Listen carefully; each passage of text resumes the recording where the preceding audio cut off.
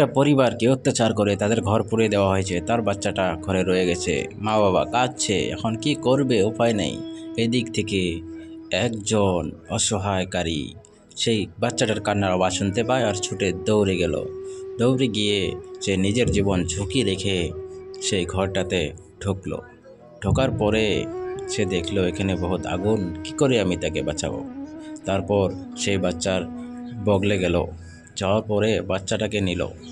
বাচ্চাটাকে নেওয়ার পরে সে এখন বাড়াবে, বাচ্চাটার গায়ে তো কিছু লাগবে না, বাচ্চাটাকে কম্বল দিয়ে ঢেকে নিল। ঢেকে নেওয়ার পরে সে আসলো বাইরে, যাওয়ার বাচ্চা তাকে দিয়ে দিল। এখন নিজের জীবন শেষ, নিজের জীবন দিয়ে অন্যর বাচ্চাকে বাঁচালো। বাচ্চাটার বাপ তাকে কোলে নিল, বাচ্চাটা মারা গেল,